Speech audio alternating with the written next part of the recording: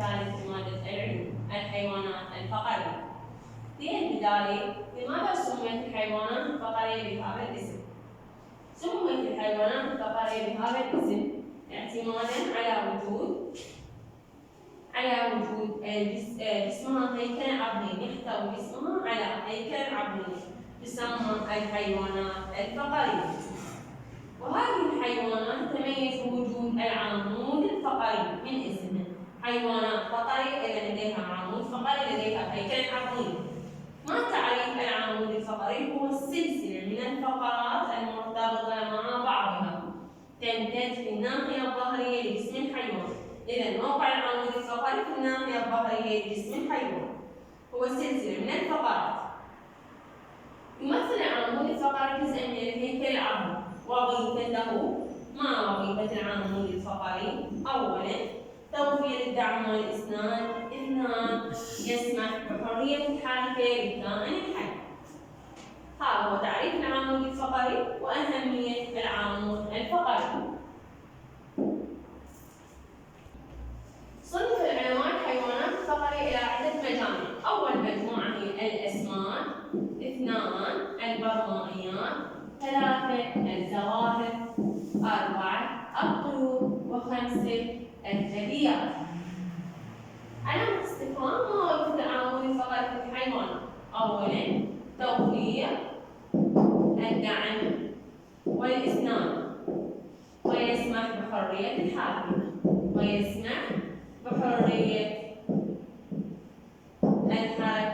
للكائن الحي. تصنف الحيوانات الفقرية إلى نوعين اعتمادا على درجة حرارة أجسامها. قبل شوي صنفتها إلى عدة مجاميع، هسه لا، اعتمادا على درجة الحرارة راح صنفتها إلى مجموعتين: حيوانات ثابتة درجة الحرارة، حيوانات متغيرة درجة الحرارة. هاي اكتب بيناتي مقارنة.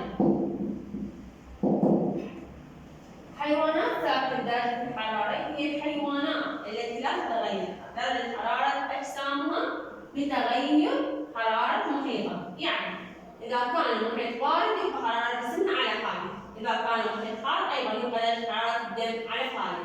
مثل الإنسان، كيف درجة حرارة جسم الإنسان؟ 37 أو 36. 37 من هاي الدرجة لهاي الدرجة. مهما كانت الدنيا باردة يبقى درجة حرارة جسم الإنسان 37، مهما كانت الدنيا حارة يبقى 37. إذا الحيوانات ذات درجة الحرارة مثل منو؟ يا مجموعة الطيور والثدييات. الإنسان من الثدييات.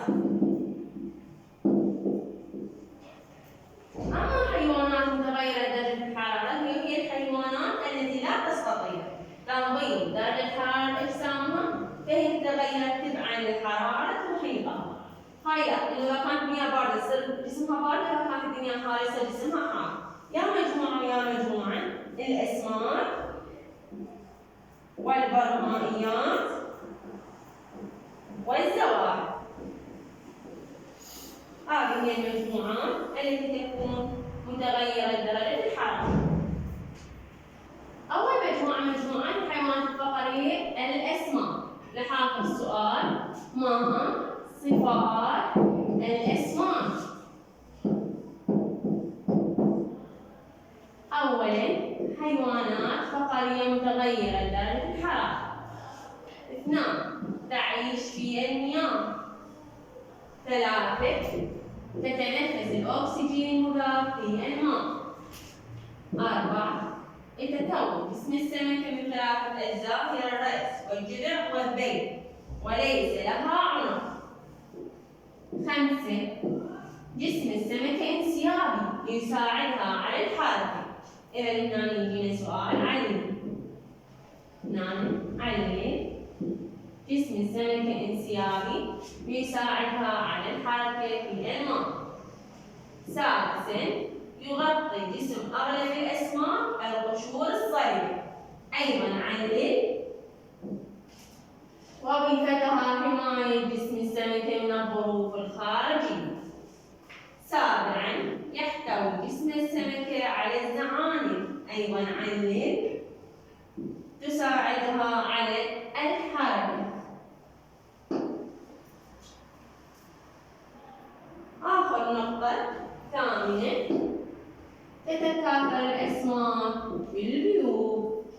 7. السمك عدد كبير من البيت بالمرة الواحدة لا ينمو منها بيوت سوى أفرادا قليل.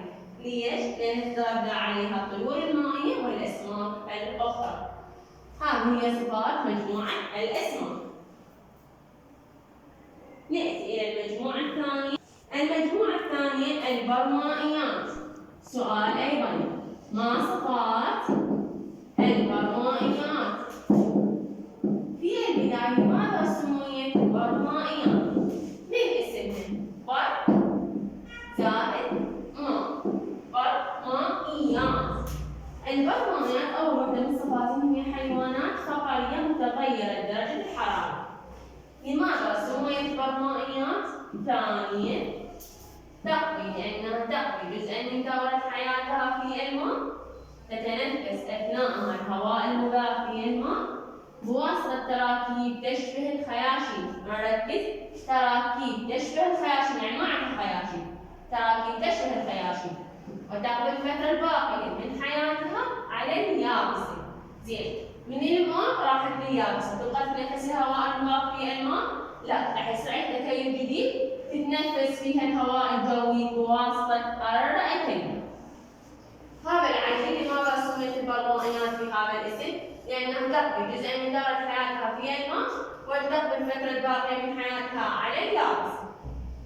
أكو بعض البرمائيات تتنفس عن طريق جلدها، مثل منو؟ مثل الضفادع، ولذلك تعيش الضفادع دائما قليلا من البرد حتى يكون جلدها رطب باستمرار.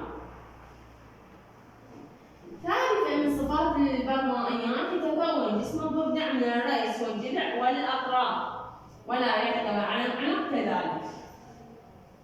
تتكاثر البرمائيات. رابعا، تتكاثر بالبيوت، ما انساها. علامة استفهام، لماذا سميت البرمائيات بهذا الاسم؟ قلنا لأنها تقضي جزء من دورة حياتها في الماء وتقضي الفترة الباقية من حياتها على اليابسة. وعرفنا طرق تنفس البرمائيات.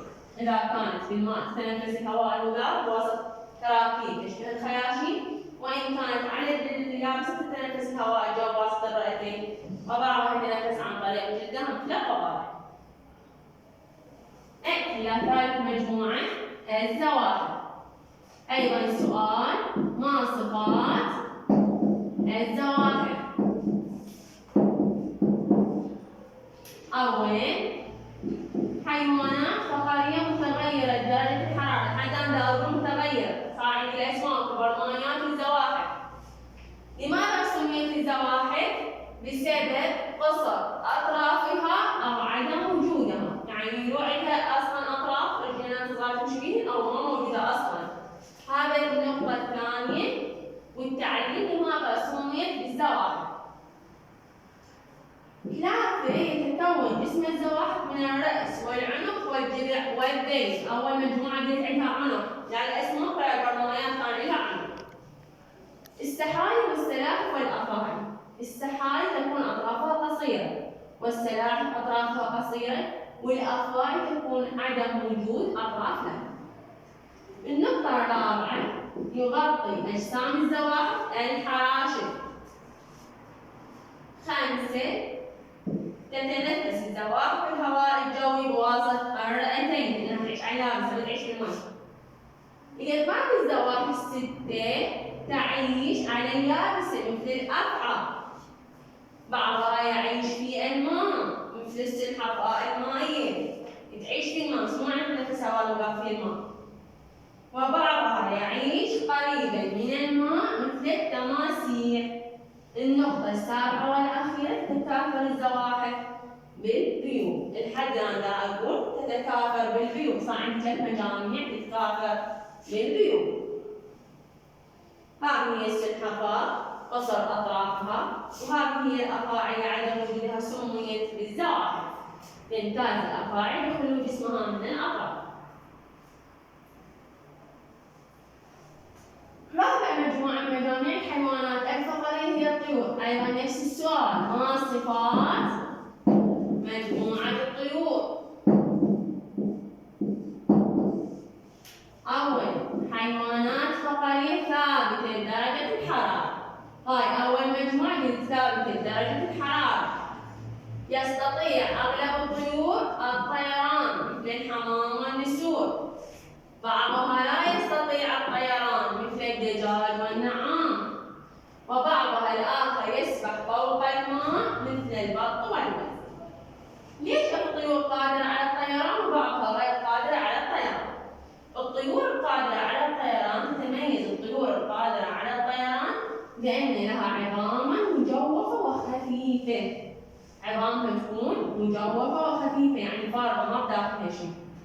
وشكل أجنحتها وعضلاتها القوية تساعدها على الطيران. وعضلاتها أيضا تكون قوية إنه تقدر تطير في الهواء أو العواصف. النقطة الرابعة يغطي أجسامها الريش. 5 لها مناخير تختلف أشكالها باختلاف نوع الغذاء وليس لها أسنان. 6 يتكون جسم الطيور من الرأس والعنق والجذع والذيل. فيما تتكاثر الطيور تتكاثر بالبيض. وهاي 7. هذه هي صفات الطيور.